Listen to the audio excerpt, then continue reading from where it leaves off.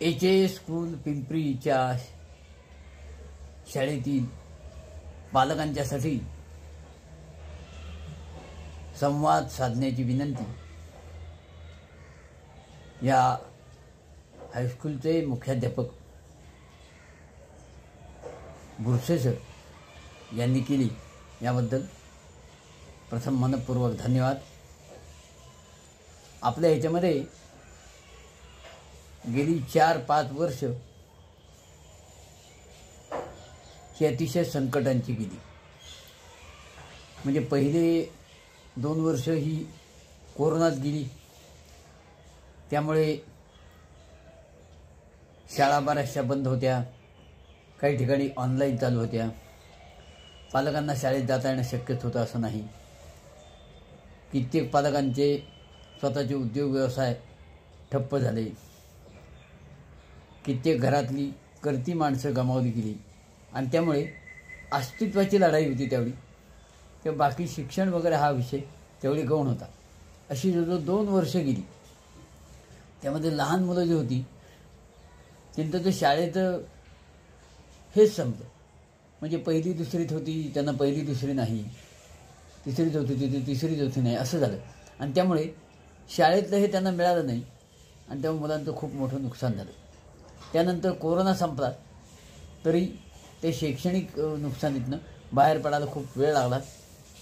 त्यामध्ये मग पहिल्यांदा सेतू अभ्यासक्रम म्हणजे काय आपण म्हणू ब्रिज कोर्स सुरू झाला। मग मुलांना मग लेखन वाचनाचा सराव कमी झाला आहे म्हणून त्यांना लेखनासाठी जास्त वेळ द्यावा, पेपर रायटिंगसाठी असं ठरलं। अभ्यासक्रम थोडा कमी करावा, थोडा सोपा पेपर काढावा, असे सगळे करत करत या स्टेजला आपण आलो।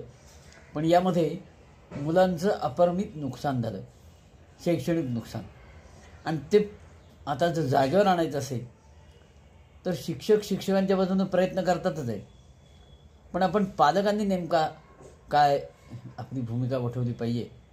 कारण मुलांचं समजा आत्ता त्यांची मानसिकता बिघडली असेल थोडी, तर ती दुरुस्त आपणच करायला पाहिजे। यामधल्या कालखंडामध्ये ऑनलाईन हे होतं आणि त्या ऑनलाईन वर्गामध्ये आणखी एक भाग झाला, तो म्हणजे ऑनलाईन वर्गात मुलांना शिकायला किती मिळालं, शिकता किती आलं हा विषय वेगळा, परंतु त्यांना एक मोबाईलचा नाद लागला आणि मोबाईलला फार मुलं ॲडिक्ट झाली। त्यामुळे त्यातनंही आपल्याला त्यांना बाहेर काढून या ह्याच्यात करायचं आहे आणि म्हणून त्यातला एकच भाग मी आत्ताच्या व्याख्यानामध्ये नमूद करतो, माझ्या संवादामध्ये नमूद करतो।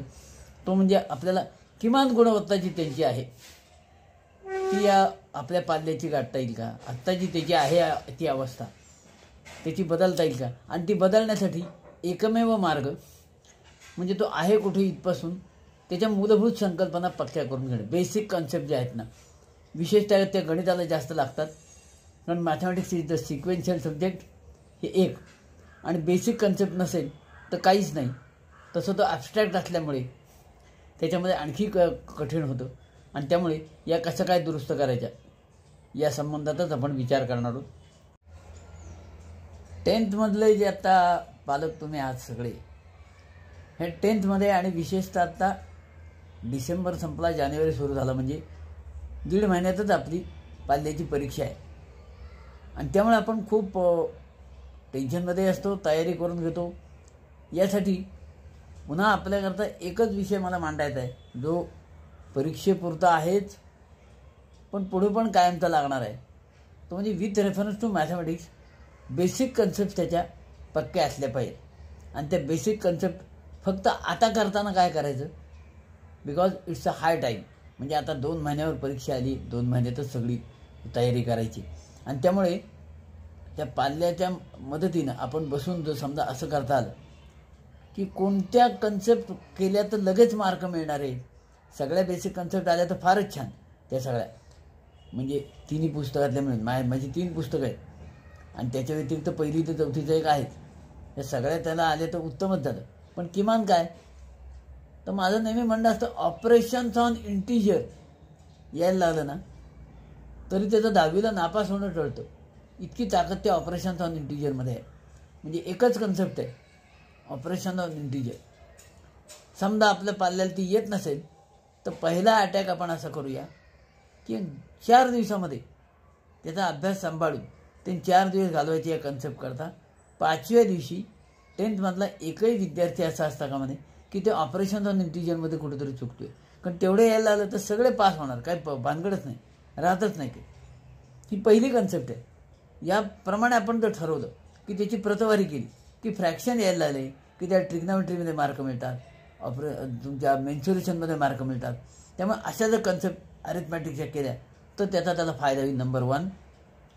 नंबर 2, अल्जेब्रामध्ये फॅक्टरायझेशन लागतं, इक्वेशन्स लागतात, सायमल्टेनियस इक्वेशन्स आहेत, क्वाड्रॅटिक इक्वेशन्स आहेत. त्यामुळे हे सगळं जर त्यानं केलं ना, आणि हे करताना त्याच्या यत्तेशी सुसंगत जे आहे ते त्या कन्सेप्ट आधी करायच्या की ज्याचा आता त्याला तातडीनं फायदा होणार आहे. आणि बाकीच्या राहिलेल्या समजा थोड्याशा राहिल्या तर यंदाच्या एप्रिल-मेमध्ये तशी विश्रांती न देता, कारण आपल्याला 2-4 वर्ष ज्या कोरोनामुळे गेले त्यामुळे ती भरून काढण्यासाठी एप्रिल-मेमध्ये, नाही तर होतं काय, परीक्षा संपल्यानंतर मुलं 4 महिने पूर्ण विश्रांती घेतात, त्यावेळी ते करतो. आत्ता ह्या कन्सेप्ट जर आपण बेसिक त्याच्या करून घेतल्या तर त्याचा फायदा होईल. या दृष्टीनं दुसरा क्रमांक घ्यायचा तो या अल्जेब्राचा. जॉमेट्रीमध्ये सुद्धा जॉमेट्रीच्या पुस्तकातल्या सर्व कन्सेप्ट त्याला यायला आलेले. आपलं जॉमेट्रीचं पुस्तक असं आहे खरं तर आत्ता, म्हणजे एक अरिथमॅटिकचं आहे, एक अल्जेब्राचं आहे आणि जॉमेट्रीचं आहे. ही तिन्ही पुस्तकं. बरं, जॉमेट्रीचं पुस्तक असं आहे की ते त्याच्या पुस्तकाशी सुसंगत आहेच बरंचसं, तर ते जर त्यानं केलं तर आता त्याचा फायदा होईल. बऱ्याच वेळा काय होतं, जॉमेट्रीचं पुस्तक काय जास्त चांगलं करायचं, कारण जॉमेट्री हा एक विषय असा आहे की त्याला 5वी ते 10वीपर्यंत 5th to 10th कोणची कन्सेप्ट केव्हा कुठे लागेल याचा भरोसा नाही. जरी आत्ता चॅप्टर तुमचे 7 असले आणि त्याच्यावरच प्रश्न असले तरी त्याच्या मागचं 8मधलं 9मधलं 5मधलं 6मधलं काही विचारता येईल. आणि ते विचारलं तर मला माहीत नाही असं होतं का म्हणे. आणि त्या दृष्टीनं हे टप्प्याटप्प्यानं पूर्ण करून घेऊ. त्याची आत्ताची जी पातळी आहे ती लेवल रोज सकाळच्यापेक्षा संध्याकाळी स्लोली कशी वाढेल असा प्रयत्न तर पालकांनी केला. त्यासाठी पालकांनी थोडंसं, शिक्षक हा प्रयत्न करतातच आहे, पण शिक्षकांच्या प्रयत्नाला मर्यादा काय आहेत, कारण एकेका वर्गात इतके विद्यार्थी आहेत, वेगवेगळ्या लेव्हलचे आहेत. आपल्या पालकांकडे काय, आपला पाल्य आणखी 1-2 असतील तर तेवढंच आहे. आणि त्यामुळे तो जर भाग आपण केला सगळ्यांनी तर ते जास्त उपयुक्त होईल. हे करताना आणखी एक भाग करूया, तो म्हणजे आपल्या पाल्याबरोबर जर त्याचे 2 मित्र असतील, जास्त नको पण 2 मित्र, आणि त्या तिघांनी मिळून तो अभ्यास केला तर तो जास्त चांगला होतो असा अनुभव आहे. कारण एकाला कंटाळा आला की कळलं नाही की त्याचं बंदच होतो. त्याऐवजी 2-3 असतील, एकमेक चर्चा करतात, एकमेकांना विचारतात, परंतु त्यांच्याबरोबर पालकांनी बसावं. याच्या सगळ्या बेसिक कन्सेप्टचा मी व्हिडिओ क्लिप पण केलेल्या आहे, त्या पण मी तुम्हाला पाठवून देईन, म्हणजे शाळेमध्ये मी पाठवतो. पण मुद्दा कसा आहे की आता आपण सगळे या 2-4 वर्षात इतके वैतागलोय की मुलं त्या मोबाईलपासून लांब होत नाहीत आणि पुन्हा व्हिडिओ क्लिप म्हणजे ते मोबाईलमध्ये किंवा कॉम्प्युटरवर बघणार, त्याऐवजी आता ते नको. मग काय करा, पालकांनी ते पाहावं, समजून घ्यावं आणि मुलांना या पुस्तकांच्या मदतीने शिकवा. थोडं तुम्ही जर सहकार्य केलं, कारण काय, प्रत्येक पालक आता जवळजवळ ग्रॅज्युएट आहे, किमान 10-12पर्यंत झालेले आहेत पालक. थोडं आपण लक्ष दिलं तर त्याचा उपयोग होईल. या बाबतीत पालक बऱ्याच वेळा असं म्हणतात की आम्हाला ते आता नवीन काही जमत नाही, तो अभ्यास आम्हाला कसा काय जमणार, बेसिक कन्सेप्ट ते यायलाच पाहिजे एक. आणि दुसरं त्यातलं भानगड अशी आहे की नवीन जी गोष्ट येते ती पालक शिकतात बरं का. मुलाचा अभ्यास सोडला तर नवीन व्हिडिओकॉन वॉशिंग मशीन घेतलं की ते वॉशिंग मशीनचे सगळी टेक्नॉलॉजी आम्ही शिकतो का नाही नव्यानं आल्यावर. नवीन गिझर घेतला तर त्याची काय टेक्नॉलॉजी शिकतो का नाही. नवीन AC बसवला घरात, ACची काय टेक्नॉलॉजी शिकतो का नाही आम्ही. कारण ते जितकं माझ्या गरजेचं आहे तितक्या ज्या बेसिक कन्सेप्ट येणं मुलाला हे गरजेचं आहे, आपला पाल्य त्या दृष्टीनं होण्याच्या दृष्टीनं. आणि म्हणून तर थोडंसं आपण शिकूया, प्रयत्नाने करता येईल. या बाबतीत मी लागेल ते मदत करेन, शाळेतले शिक्षक करतातच आहे. पण आपण हा ध्यास घेऊया की यावर्षी या बेसिक कन्सेप्ट त्याच्या पक्क्या झाल्या पाहिजेत, कारण हे SSCचं वर्ष हे त्याला क्रेडिट देऊन जाणारं वर्ष आहे. म्हणजे कदाचित त्याला आत्तापर्यंतच्या परीक्षेत चांगले मार्क नसतील, कमी असतील, पण ही SSC बोर्डाची परीक्षा ही इतक्या ताकदीची परीक्षा आहे की या परीक्षेतले चांगले मार्क हे मागचं सगळं त्याचं अपयश देऊन टाकतात.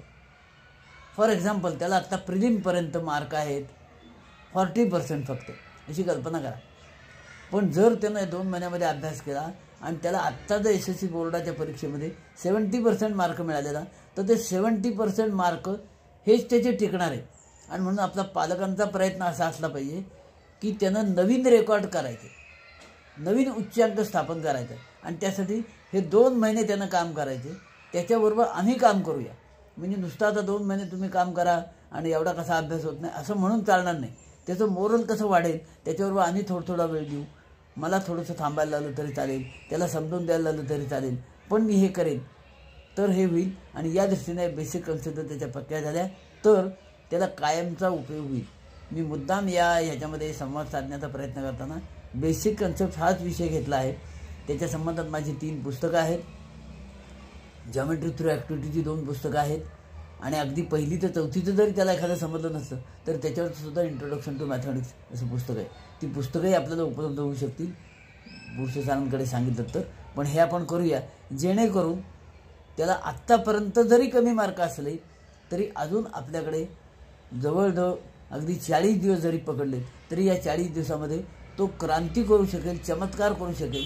फक्त त्यासाठी आपला मोरल सपोर्ट त्याला पाहिजे, त्याला उत्साह देता आला पाहिजे.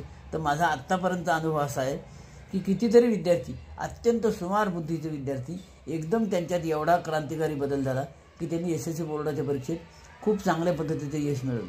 ते मिळवण्यासाठी आपण पालक त्याच्या खंबीरपणे पाठीशी राहूया आणि त्याला सर्व प्रकारची मदत करू. ती करण्यासाठी शाळा करतेच आहे. माझ्या पण तुम्हाला शुभेच्छा आहेत. आपण सगळ्यांनी या बेसिक कन्सेप्टवर भर देऊन त्याचा जास्तीत जास्त चांगली तयारी करून घेऊया. यासाठी तुम्हाला मनपूर्वक शुभेच्छा.